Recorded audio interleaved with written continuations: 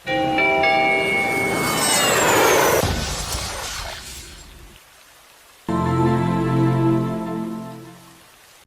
الله الرحمن الرحيم يا أيها الذين آمنوا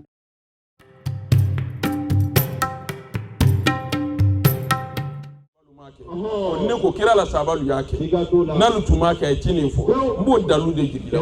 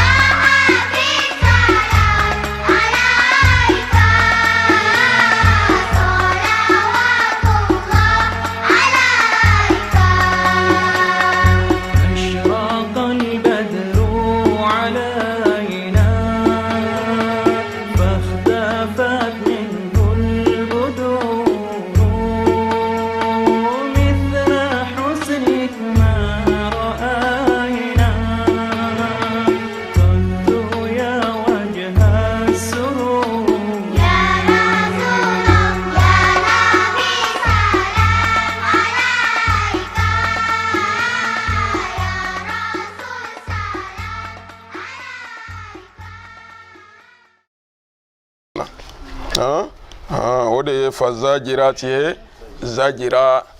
parce que dolu ɲana ko sanko ye ala yɛrɛ le bolo directi la non sanko ta la bolo directi la tarima famu de ala no kolu bɛɛ détaché la le ka bɛɛ ta di ma ale komi an na gouvernement y'a kɛlɛ ma donc a kɛn tɛni ala bolo sadi sanko ye malakan min bolo ala filɛ ka san sanji le ta ka di o ma san kɔnɔ sanji min kan ka ji o filɛ nin o bɛ di o ma y'a faamu maintenant sanji hakɛ nin y'o laji lajinɛ kɔnɔ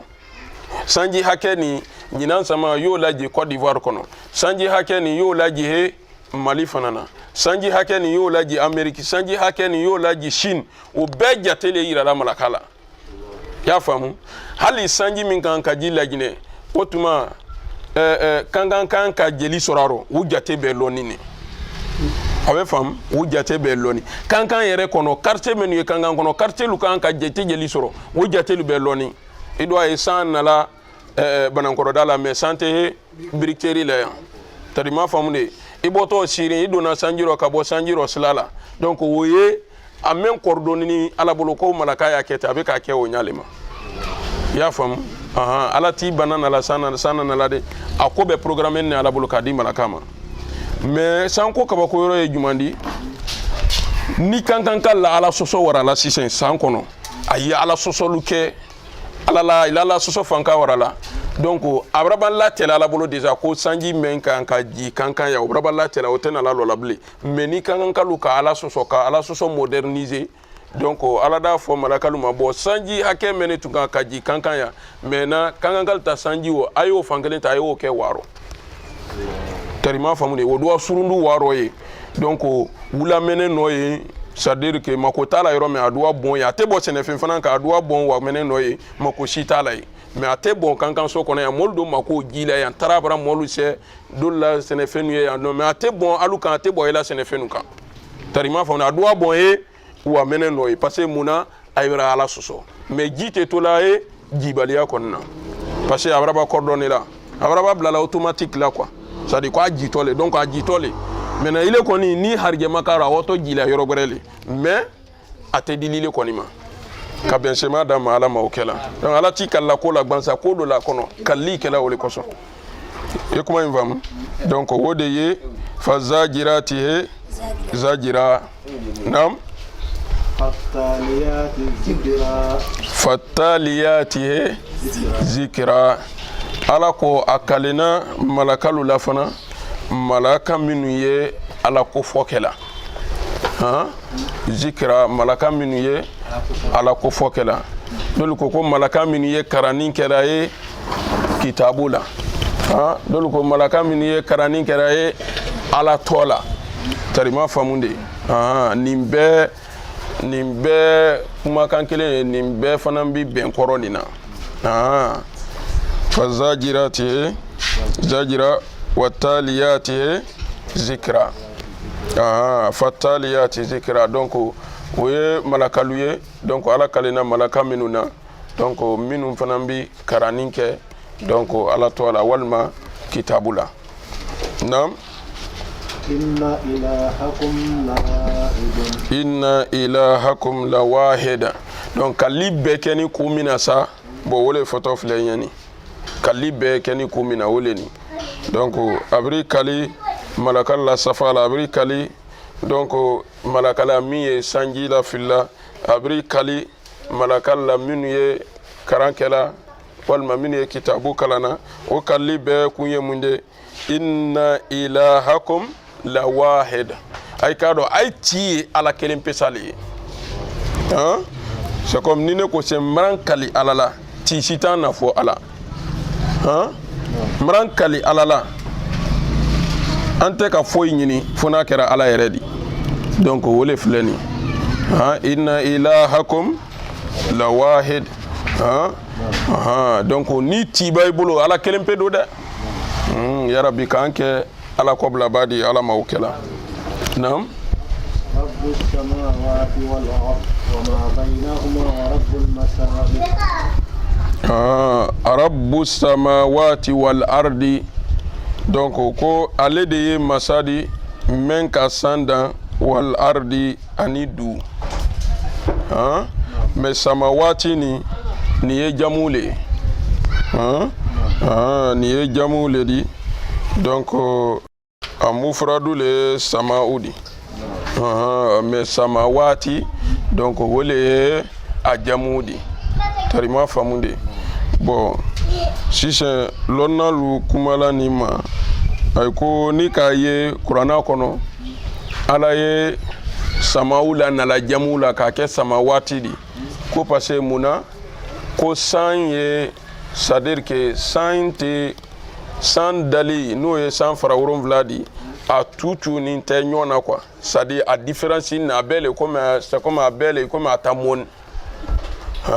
ale tɛ comme dugukolo fara 7 bulukutu ɲama ale tɛ ten ale différence ne san fara fɔlɔ san fara filanan o bɛɛ y'a ta ko wɛrɛ le rɔ tarima faamu de a fɔli ɲɛna o yɔrɔ ko san fara fɔlɔ k'an fa adama ye donc an fa adama ni malakal ni dalifin ne ye tarima faamu de san fara filanan adifine isa ye san fara sabanan donc idrisa ye o n'a ɲɔgɔnna ni fɛn donc o minnu ye fɔli ɲɛna o de donc o b'a yira la ko san cɛbɔ ne tarima faamu de donc o de la ala tɛ nala san di ye mufradu la sɔn an nala di jamu la tarima faamu de a fɔla asamawati tarima faamu de ka bɛnsɛma d'a ma ala ma o kɛla وما بينهما ورب المشارق وما بينهما ala ko fɛn min fana ye san ani du ni ɲɔgɔn tɛ tarima faamu de donc o bɛɛ mara bɛ ale alahu taala le bolo wa rabbul el masharik tarima faamu de rabbul masharik o mashariku ni bon ale le kuma kasiya ba kɛ parce que ni ka waatilu ta donc waatilu ye baara kɛla ni ale le ye ba kɛ dolu fana ye lɔnna lakumala ale rɔ kosɛbɛ tarima faamu de parce que le fait que ale fana nara jamu la donc k'a fɔ rabbul masharik n'o ye tile bɔ yɔrɔ lo tile bɔ yɔrɔ caman donc k'a sɔrɔ i b'a kuranna ta i b'a sɔrɔ a nara finkɛ la yɔrɔ dɔ la mufradu la yɔrɔ dɔ la donc kuranna kɔnɔ an kana se a jamu yɔrɔ lu ma arabul masriki ye arabul masriki o bɛ yen arabul masrikayni suratu rahman wa rabul magribayni tarima famunde tele bɔ yɔrɔ fila ti ani tele bɛ yɔrɔ fila fana ni ti mais yan a ko de rabul masharik tele bɔ yɔrɔ caman tarima famunde donc sisan mɔgɔ siaman tɛrɛ ye kuma ninnu confondi la ko o bɛ faamu cogo di yala bɔyɔrɔ siaman ne tele la yɔrɔba walima bɛyɔrɔ siaman ne tele la yɔrɔba ko o bɛ faamu cogo di donc a ye karamɔgɔ siaman sen bilala kɔnɔ nin kuma rɔ kosɛbɛ mais laɲini min a la lɔnnalu fɛ mufakihunalu fɛ a ye kɔrɔ min fɔra la mina o di ma lasurunyali bolo ma dɔrɔn i bɔ yɔrɔ sɔrɔ a sɔsɔyali ma fan ko tɛ dɛ mais ele yɛrɛ hakili bɛ don yɔrɔ sɔrɔ a fɛ cogo min na quoi parce que ala le b'a bɛɛ fɔ arabul masriki ala le ko fɔ arabul masrikayni ala le ko fɔ arabul masharik ala le ko fana fɔ telebɔ yɔrɔ kelen ti telebɔ yɔrɔ fila ti telebɔ yɔrɔ caman ti donc nin bɛɛ ala kumakan de di i y'a faamu mais sisan ele ka tele min lɔ bɔ yɔrɔ jeli l'o la bɔyɔrɔ kelen ani bɛyɔrɔ ye kelen tarima faamu de wala mais est-ce waati ye kelen de di yɔrɔ waati tɛ kelen di dɛ waati ye waati naani de di telema ani samaji tarima faamu de donc o telema ni samaji o donc i bɛ n'a ye donc karifu o fana bɛ yen o ye ni telema banna waati min bɛ na yanni samaji tɛ o y'o ye tarima faamu de rabi donc o ye ni samaji banna waatini min bɛ tun o la donc o y'o fana ye donc o ye fleurs bi sɔn waati min kɔnɔ o le ye rabiw ye voilà donc o fleurs bi sɔn o waati lu kɔnɔ tarima faamu de donc o waati ani karifu fana waati bon waati la fleurs fana ti sɔn donc o sɛnɛfɛn bi jaja o waati kɔnɔ i y'a faamu mais o ni sama ti kelen di dɛ e kuma in faamu donc o waati naani ni kuma nin bɛ ka munumunu o waati naani mais a munumunu na o ma di n y'o yɔrɔ le fɔli ɲɛna ten sisan ala ko yɔrɔ min arabul masriki wa rabbul magribi ala kan bɛ c'est à dire tele bɔ yɔrɔ a n'a ben yɔrɔ telema rɔ ani samaji rɔ a y'o fila le ta tarima faamu de n ko telema rɔ kɛ arabul masriki wa rabbul al magribi donc a ben yɔrɔ telema rɔ a bɔ yɔrɔ a n'a ben yɔrɔ donc o fila le bɛra ta o di mais o bɛɛ mun kɔnɔ telema le kɔnɔ rabbul masriki wa rabbul al magribi tele bɔ yɔrɔ telema rɔ ani tele ben yɔrɔ telema rɔ donc o fila bɛɛ le bɛra fara ɲɔgɔn kan o di n y'a fɛ ye a jamu ko nani ɲa ma n y'a fɛ y'o le faamu o di quoi i bɛra ye c'est à dire ala b'o fila bɛɛ le fara ɲɔgɔn kan o di telema rɔ a bɔ yɔrɔ n'a ben yɔrɔ maintenant arabul masharik arabul magribayni wa rabbul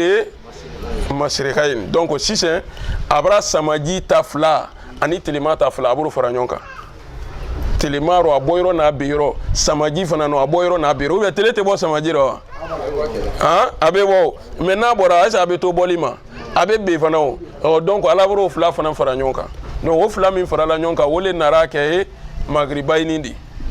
i y'a faamu maintenant mun k'a kɛ sisan a kɛra mashariku di donc o bɛ se mun na nin waati fila min fana ye n'o ye karifu ani rabiu di donc o fana tele ye bɔli min kɛra o kɔnɔ ka ben ala b'o fana fara a kan donc n'i k'o fara a kan waati bɛra kɛ waati naani donc o fana kɔrɔla beli donc o fana bɛ ta bon n'olu taara donc a bɛ taa wɔɔrɔ bon sɛya dun ye daminɛla he saba le ma k'a fɔ fɛn ma ko siyama o ye daminɛla saba le ma donc bon n'a kɛra ten dɔrɔn a bɛra tɛmɛ ye saba kɔ kan donc sisan o bɛɛ fara ni ɲɔgɔn kan donc a bɛ fɔ se rabbul mashariki wal magharib tarima faamu de donc o ye sadi kayida surumani de di k'a d'i ma dɔrɔn n'i k'i bolo kɛ o la dɔrɔn mɔgɔ tɛ se k'i ɲaami bilen quoi sinon i bɛ sɛbɛnni dɔlu kɛ ka kurana yɔrɔ dolu ta k'o kɛ ka kurana yɔrɔ dolu sɔsɔ i b'a faamu donc n'o kanu fɔra i ɲɛ ni philosophie trompeur n'a ye kuma i ɲɛ nin kan an karamɔgɔ n'ala ma fara i kan i b'a fɔ ko tun tɛ kurana ko di mais k'a sɔrɔ ala bɛ ka kuma mɔli le fɛ minnu b'i ko faamu o philosophie dolu le kolon no dini nu ma ka to dini karan na a ko dini nu ma ko ɛse ko silama ka ca yɔrɔ wa dini fan kelen bɛɛ ko k'anu bɛ silama le di bon olu ko se ko dini nu ala bato la ka ladalu juman kan o de kosɔn i b'a k'i den bilala karan yɔrɔ min na a bila silama karan yɔrɔ la quoi sinon a ye wala tolon kɛra b'ale dini nu hakili la donc dini ko k'a ye ala bato la parce que munna ko ala le ka i dan ko ala mina kuma yɔrɔ ko est ce que ko dini ye ala yena wa dini ko k'a tɛ ala yena bon ko philosophie kɔnɔ ko fɛn fɛn tɛ yena k'o tɛ yen ko fɛn min tɛ yena k'o tɛ yen fɛn min tɛ yena a nɔ tɛ yena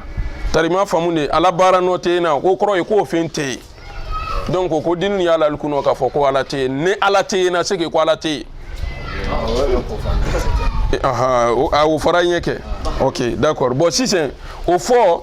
bon ala ma fɛnɛ dɛ ala le ti sɔn dina be bon o yɔrɔ la dini kelen k'i to yen o ko a ma ko monsieur ko est-ce que ko hakili la wa monsieur ko ko hakili ala bon k'i hakili ye min i hakili ko a mini an kana mɔ monsieur mɛnna kunna bon ko monsieur ni hakili tɛ yen c'est que o kɔrɔ le ko hakili t'i la i ma nɛni dɛ hakili t'i la ba ile ko fɛn min tɛ yen na k'o tɛ yen donc ile do hakili tɛ yen na mɔgɔ si t'a f'u ɲɛ ko an ka cɛ kun opérer an ka hakili labɔ cɛ docteur kɛ sen opération na a hakili labɔla o ma na fɔlɔ dɛ mais hakili bɛ yen dɛ hakili bɛ yen i k'a ye i m'a ye hakili bɛ yen parce que munna molu baara la ko kɛra a fɔ ni ko a bɛɛ dépend munna adamaden hakili mais opération si tɛ kɛ k'a fɔ ko hakili o bara ye dɔgɔtɔrɔ si ma ye fɔlɔ duɲɛda ni bi cɛ ko ale bɛ opération kɛ k'a ka hakili labɔ k'a yira ko hakili tɛ nin mais hakili kɔni bɛ yen bɛɛ dɛnkɛnɛ n'o ma ko hakili bɛ yen o tuma an ye dɛnkɛnɛya fana ko ala bɛ yen donc n'an dɛnkɛnɛyara ko ala bɛ yen parce que munna hakili fana bɛ yen an dɛnkɛnɛya n'o ma parce que wa an ne yɛrɛ la mais an t'a ye na mɔgɔ t'a ye na tari ma faamu de mais an y'a dan yɔrɔ ye na baara lurɔ k'a lɔn karisa hakili man bon cɛ hakili don dɔ ma a fɔra min k'a ye hakili ka bon a hakili bonyani de k'a ma se bɔla da la wa a lɔnna ye baara nɔ de ma k'a ye hakili ka bon mais hakili yɛrɛ ma bɔ k'a la k'a fɔra ko karisa ta ka bon nin t'a dɔ ma nin t'a dɔ ma n'a fɔra se ko kuranna mɛn n'o ye ko kuranna jumɛn ka bon a di ma fɛnɛ sɛ ne ta nin ka bon dɛ n'o bɔra sani fo fana ta ka bon cɛ dɔ min ta i ma la o dɔ ma tari ma faamu de mais o tɛ hakili jate di dɛ o lɔnna mun ma baarada ka bɛnsema d'a ma ala ma o kɛra naam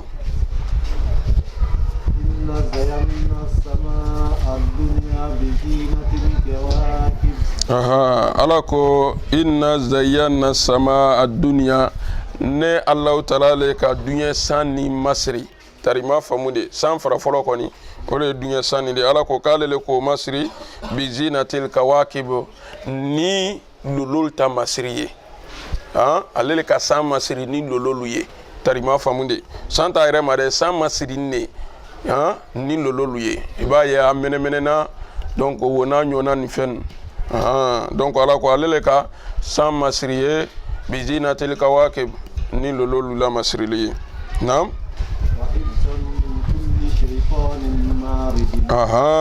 donc lolo fana nafa ma dan santa masirili ma dɛ ala ko wa hifzon kaban k'a kɛ latangali fendi min kulli shaytanin maridin donc jina setana bɛɛ ɲɛ minnu murutini el marid minnu murutini o de kosɔn a fɔra rebelle ma arabukan na ko el mutamarridun français yɔrɔ rebelle mɔgɔ min murutini a bɔra muruti ala jamana ma ko jamana ma ale hakɛ d'a ma a bɔra muruti pese kelen ka morifa ta jamana kama donc nanzarakan na olu de kila ye ko rebelle jamanaden murutini mɔgɔ wɛrɛ bɔ jamana wɛrɛ kɔnɔ ka na o ko tɛ dɛ jamanaden murutini o le ye rebelle di tari ma faamu de donc arabukan na a fɔra le ma ko el mutamarriduna mɔgɔ murutini arabukan na tari ma faamu de donc ala ko yan donc ko wa hifzun lolo la nafali ma dansana masriya ma de lolo bana fana ka kella tangali fenedi min kulli shaytanin maridin donc ka ke jina setanalu donc wolu be fana gbesi fendi minu murutini donc ka la tangali ke ka bo jina setanalu ma min murutini parce que muna nin fora folo jina setana letra idena kay sisi nyonkan alaba ke ordul dila malakaluma ka fok ay ninketa ka way toluma lola ka ko ala kira kiriye sallallahu alaihi wasallam itre do toluma lola mena ay ba kuma kelempe tay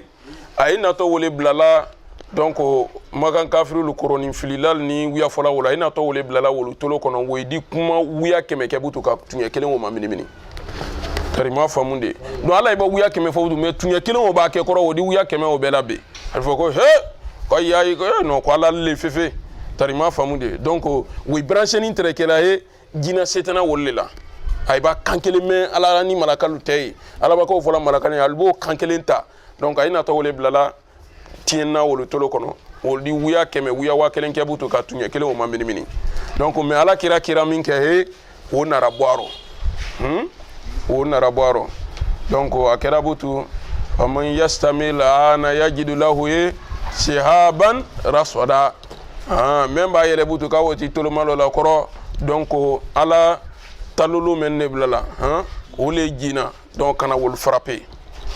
kay gbesi kayra tete tadi wulalla donc ay be kay mabo sana tarima famunde donc ala kan wole maya ko wa hifzun kabanka lolo nunke la tangali fendi min kulli shaytanin donc jina setana benye maridin min murutini parce que nyuma yairo juma yairo donc jina la position eteni anyuma ye ajuma ye donc min murutini donc wolle juma ndi ala kan wolle ma maridin wolle murutini alama wolle murutini ala kofoma wolle murutini ala batoma donc ko lolo ye wolu fana sans protéger la kabo wolu fana na lamenima nam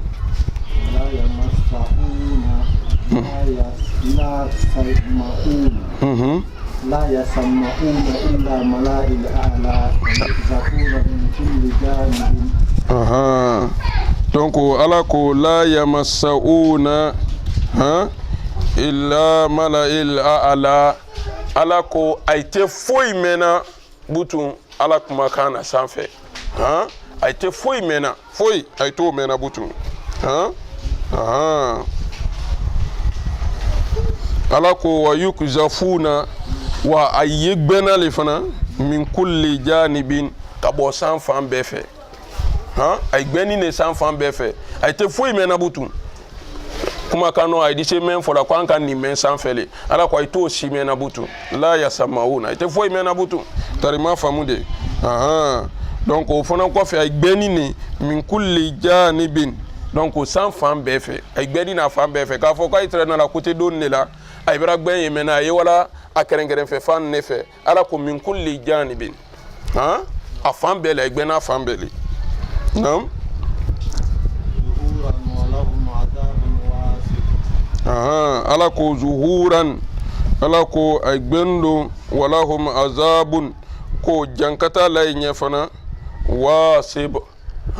jankata min tuni nyona jankata mi he atuni nyona el mutawasitu kana niko cha el mutawasitun men tuni nyona tarima famunde donc jankata le aluka jankata menu fana tuni nyona altetente nam illa man khatifa fatfatan fatba'ahu shihabun musafir illa man katifa katifatan foni minka prokotoli ke kuma kando la c'est-à-dire ni minka kuma kando sunye view vitesse ro kai sisi nyonga ka ta otenya soro na bere mais ni min fana timintola timina kuma kando sunye la itimintola itimina kuma kando sunye la ibo me na itimintola le bo ala kan wolle fana ma illa man ye katifa ye katifatan donc ala ko cogo di sisan fatba'uhu aha ala ko fatba'ahum donc sihabun sakitu ala ko jina talolo di te wolu fanan ko donc min ye ayira tete la fatba'ahum donc adi tu wolu fanan ko vitesse la ala na sɔrɔ na milo mais atimina kuma kan sunyana le kata donc ale wo kɛla kɔrɔ talolo fanan di te ako vitesse kelen no he donc kata awalu donc o kɔrɔ ye kado sima kalu ɲɛ ala bolo ka bɛn sima da ma ala ma o kɛla naam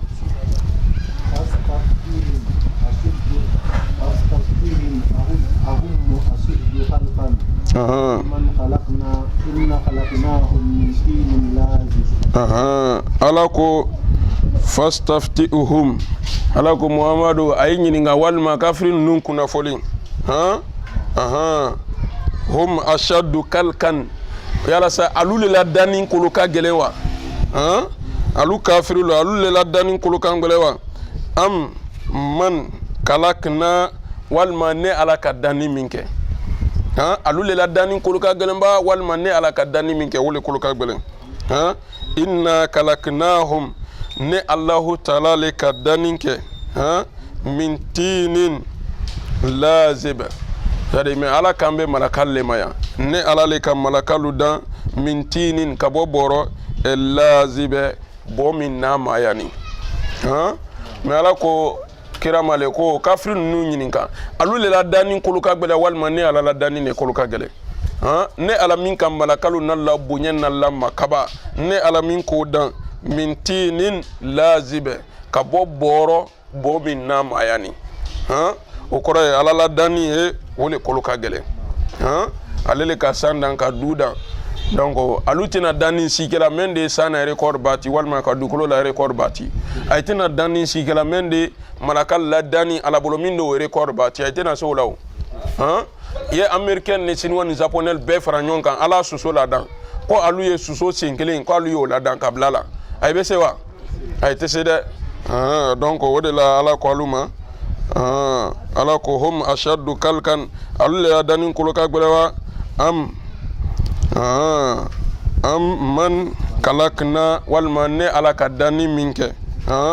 inna kalaknahum ne ala le ka malaka nun dan min tinin ka bɔ bɔrɔ lazibɛ bɔ min n'a ma yani bal ajibta bal ajibta wa yaskarun ala ko kirama bal nin man ye tiɲɛ de ajibta muhammad n'o fɔra ile bi kabakoya ne ala ka dan na ile bi kabakoya mais kafiri ninnu don wa yaskarun olu bɛ yɛlɛ bɔnɔ le kɛ tarima faamu de olu bɛ yɛlɛ a bɛ yɛlɛ kirama n'a ka nin kabako ka ninnu fɔ k'a fɔ ala le ka san dan ka du da ka malaka babalu dan malakalu ala bolo kama 1000 a kama kelen kelen bɛɛ a kaman kelen kelen bɛ edi dunya bila a kɔnɔ k'a ɲini i t'a ye dunya mun bɛ i da bila malaka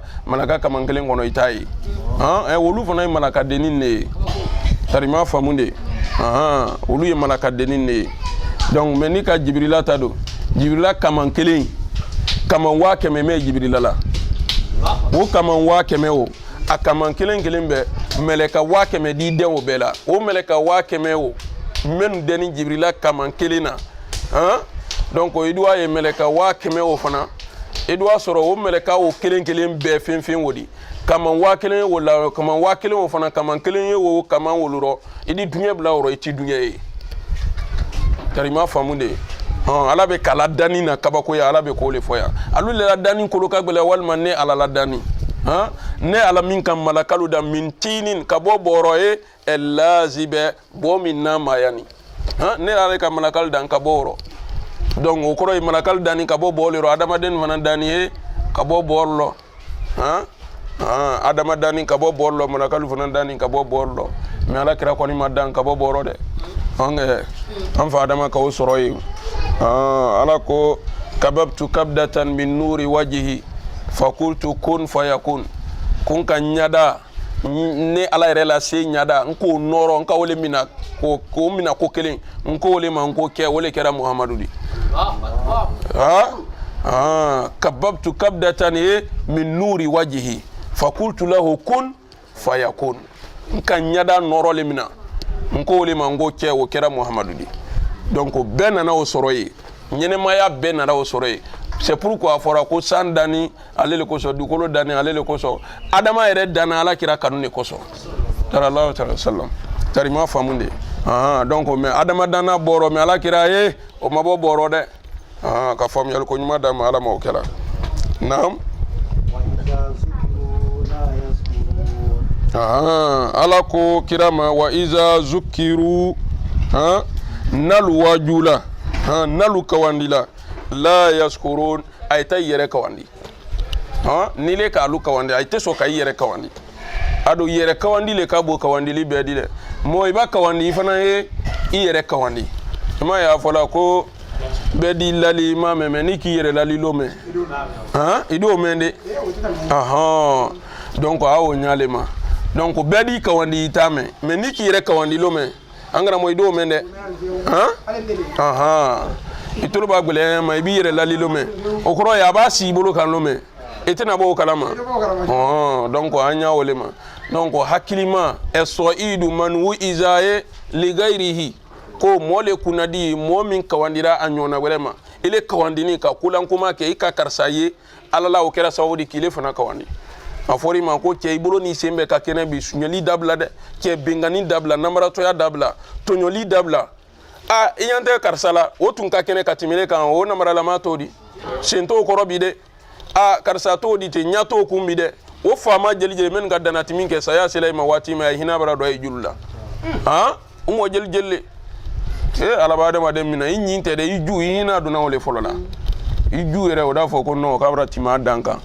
ala man kishirama donc ala ko kirama fa iza zukiru la yazkurun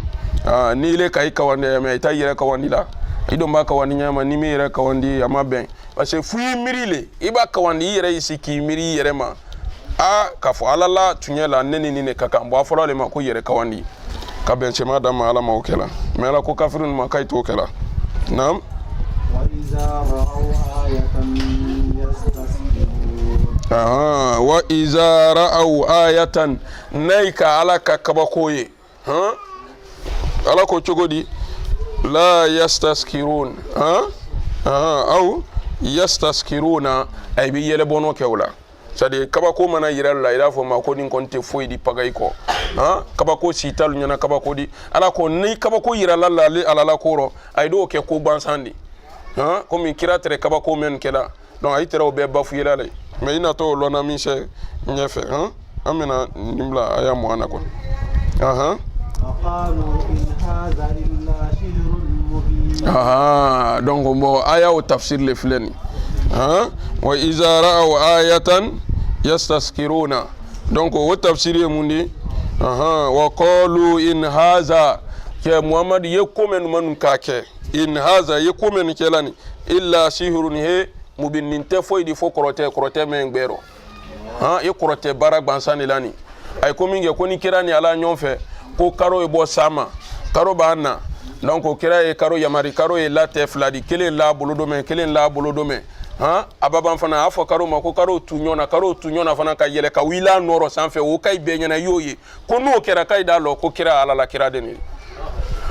kira ko jira ala la karo jira e benyana gbero kana la kira nyatelemaro ko e mun fe fana ko ala tete ma kelen la ibulodoro kira ko karo ma ko te fladi karo tera fladi kelen la bolodoro ko e mun fana fe ko bo fana ka tunyona ka yele ka wa noro karo turanyona fana ka yele ka wa noro o ke ay kodi in haza illa sihrun mubin che no che ila korotiko no kaba ko dani ay ma fo budunne amra lala ka fo yekidendi ay ko le kuila korotiko no ko kaba ko aro feu ila korote no ko ka la bolike korote sefu li di fefe e kala ala ko ratunu na rodi non ko ay tira wole kela wa iza ra'aw ayatan naika alaka kaba ko doye ni kaba ko yira lalla yastaskiruna abi yele bono ke wala ayemune fola in hadha ye kaba ko ni min kelani illa sirun mubin ninte foydi koroti min bankeni ka hakli madam ala mawkela utani afadon vanantadi kira fa dɔɔni n'o ye ok Abu Lahabi ale de ka denka sen kira ye ko sala kira di be denka ro sallallahu alaihi wasallam denka sen ka fani la dala a yɛrɛ labon kɔnɔ han a ko mɔlima ko Muhamadu ko kɔni ko be nɔya bi Muhamadu ko n'Ala sɔnna ko di nɔya bi ka denka sen ka fani la dala dolu ko ka tapi la dala kabamutu k'a fɔ k'a b'a Muhamadu kili an na ale yɛrɛ wari sibutu ala lafen kan denka bara senbutu lafen da la ka fani la dala sabu kela oto kilila ala mobile bunyala na wara fa sen ngoro ki fadon ko kie na abonnement dina donc na nara ana behe denka o kono alula la nyinne trawdi donc si c'est ale ki si ko ko Muhammadu kila wara la kira kili sallallahu alaihi wasallam kira tere ko kula ko bla abonnement na to anara se dala kay lola tapika jibril ko anya ko denka li nya fe ok kira fanan ki loyi agon fadon ko chogodi ako Muhammadu e bitaywa ha ne bile kili ye nala le handa fe ya onge e nala le handa fe ya kana mbunye ha mbake men fola nyo funye me kilo nto dala ko mfado na kera cho ko mumburo bla robi ala kira ko no mi ye wo fonya na ya ha ale bolobutu sa kwa kira manenya ma pour que parce que anyala wo sin bulani denka datuna abati mo ka kora diji no ale ko butu ka o manne sa wo de na nyama ale ra kiuli sa ake nake kilo ifala dala ambe dele bondi la bone mo fala bon ila bone di na sa imado ya ibolo dia ale tora o manne na ale renyina na de ngakoko irala ta ko ale tora o nege na sa do nenyama o jide ngaro ale tora o nena ale nyina na ale terene la muna goro ale rabiri lo tapika parao ale bra wolo ka jide ngako no kira fanan ki kodo kawa ala mol na razoro ko kraoge kama bende akwa e julula jima kele ako cameraman te ala ko mano ko e julula jima donc ala mol ko julu jeli ko ambe de na kadinga men salu bene ma nyini nga o julu ko ma wa ni nanga kelo rum la le sai kanga julu jeli la jine ma kelo sen julu ay to laji wal ma kelo rum la julu ay to laji wole te selama ako e mun nyini ngali kera ay wara misere bolo wanai ka kelo tani sai wara kelo tan julu ta kana o desera o masama ko ko tay hakli siba aya dafa tan lulla ay wara julu jangore fana ta ka dafa tan lulu kana fana na jiwo fana desera ay ka munke tan lulu men nani ko farahe tan o kan amana ke mon lulu ko la jiwo fana desera alere ko koilo ko kamren na ko kala ko belema ko asembe soronno kay wa fa na ko ne ko kana nabo ko momin di sen nabo la ko le Muhammadu di ay wara fa Allah kila en sallallahu ki fa don go ku yena la bodin ka kono kira na rasoro den ka kono ako kira ma ko ke nabo yan kele kira ko bo mbila bo yala idi tubiwa mbila bo idi son ala tama ko mengbele ma wole mbodi ne lola den ka da kan sen goronda lon ko se yala le ndala kilibantiya mente sala kelebante la kanto yande nabo donc alu miriya tere muma ko ka julula jiay ala kira fana ye julula ji alu hakilna ne trawdi mais ok kira ka bolo le la jiyama ta ka kira bolo na kira ka sama kala lo dinga da buluka kira ka mina bolo ma ko kala lo dinga da buluka allo dinga da buluka ko ako ndenke mramen krotati era me nyon tayro ya ako magan krotati be nyon tayro ya mala ibutu olode afo ko se alanya ashhadu an la ilaha illallah wa anna muhammadar rasulullah olode ayo fa mo fo de akode akondenge inyon ko rotetite dunna ya amala ide donc kafirul treteni wa iza ra'aw ayatan naika alaka kabako ni alaka kabako kalunya ni nebi nymalu ka kabako kalunya yastaskiruna ibe yele bono kaila aydi mum foy ma in haza ibran ni minken illa sihrun ninte foy di fo koroti mubin koroti min bangeni ya rabbi ka bensema dama alama okela ambe bitable ya molu ya makononna ya rabbi ka jilu mafanya alama okela kan sabu dama alama okela silama ya ka deme alama okela kan ka deme mbadi alama okela badruddin ka urki ka sabati alama okela qur'ana horoma ka lanka alama okela qur'ana barka ka do an fe kullu alama okela asurna likala men ye kan soro wultema alama okela asurna likala men ye kan soro wultema alama okela akela dallude minun kan ya rabbi incela kan wulte janya alama okela